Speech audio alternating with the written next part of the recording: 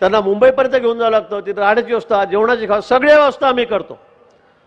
राज्यामध्ये कोणी करत नसेल इतक्या चांगल्या व्यवस्था आरोग्याच्या आम्ही त्या ठिकाणी देतो. आणि म्हणून लोक आम्हाला, खरं म्हणजे मी तुम्हाला नेहमी सांगतो की मी 3000 मतांचा मालक आहे. तिथे 4.25 मतं, मग 3000 मतं माझे आहेत, ओबीसी.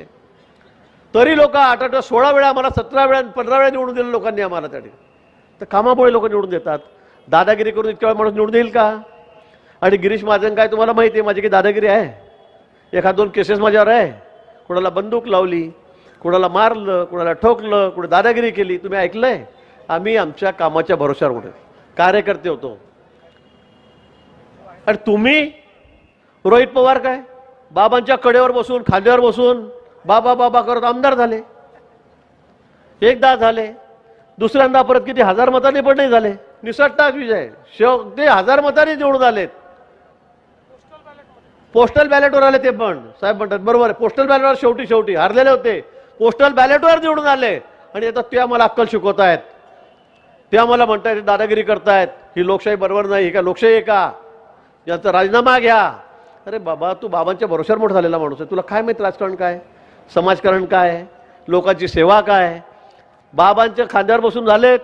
काकांनी थोडा आशीर्वाद दिला यावेळेला, थोडं दुर्लक्ष केलं. अजितदादांनी सांगितलं मी दुर्लक्ष केलं म्हणून इथं आपटला असता 10,000 मतांनी म्हणून.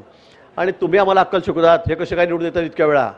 मला वाटतं त्यासाठी खूप झटावं लागतं, खपावं लागतं, रात्रंदिवस कष्ट करावे लागतात. म्हणून आमच्यासारखे सामान्य शाळा शिक्षकाचे पोरं 7-8 वेळा त्या ठिकाणी आमदार होत आहेत. आणि म्हणून तुम्हाला हा बोलण्याचा अधिकार अजिबात नाही आहे. परवा त्यांनी ट्विट केलं म्हणून मी मुद्दाम बोलतोय, त्यांना उत्तर देण्याची सुद्धा गरज नाही. आणि म्हणून आपल्याला यावेळेला भुसावळमध्ये सुद्धा आणि जळगाव जिल्ह्यात सुद्धा सावकारे सांगितल्याप्रमाणे, संजय भाऊनी सांगितल्याप्रमाणे 100% निकाल द्यायचा आहे.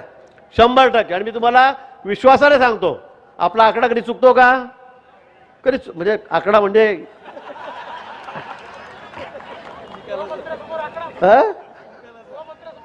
नाही, गृहमंत्र्यासमोर आकडा म्हणजे तो आकडा नाही,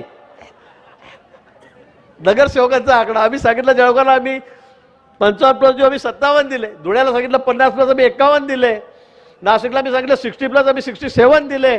त्यामुळे आमचा आकडा कधी खोटा ठरत नाही राजकारणातला. आणि म्हणून सगळंच आहे, तुम्ही काळजी करू नका, कोणी सुटणार नाही. 100% म्हटलं सगळे आलेच. मुक्ताईनगर सुद्धा आलं.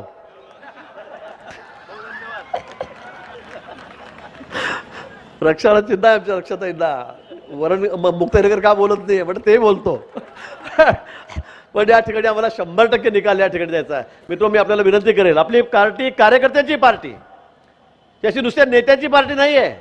रात्रंदिवस झटणारे कार्यकर्ते आहेत, राबणारे कार्यकर्ते आहेत. आणि म्हणून तुमच्या बळावर आपण या निवडणुका जिंकतो आहोत. असं काँग्रेससारखं ते उबाटा फापुटा काय काय ते सगळं त्यांच्यासारखं आपलं काम नाही आहे. शरद पवार काँग्रेस कुठे? मी रोहित पवारांना सांगितलंय की तुम्ही आता अजून काही दिवस राहिलेले आहेत, एक नगरपालिका जाऊ द्या. जामनेरची गेली, आता तिथे सुद्धा अजून 17, आम्ही 12-13 नगरसेवक बिनविरोध झाले, अजून 13 नगरसेवक यायचे, 17 नगरसेवक निवडून यायचे आहेत. पण तुम्ही येऊन बसा, आम्ही एके दिवस गावात थांबत नाही. एका नगरसेवकाची सुद्धा, एका नगरसेवकाची तुम्ही फक्त डिपॉझिट वाचून दाखवा. म्हणजे निवडून आणायचं मी म्हणत नाही, फक्त डिपॉझिट वाचून दाखवा. तुमची डिपॉझिट सुद्धा तुम्ही एका नगरसेवकाची तुमच्या पक्षाच्या वाचू शकणार नाही.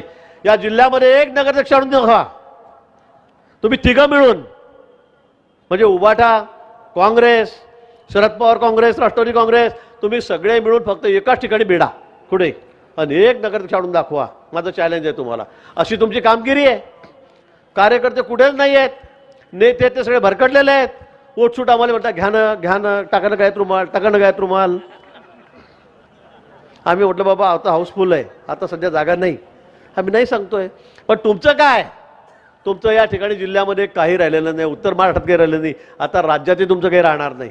परवा बिहारला निवडणूक झाली, कसा निकाल लागला?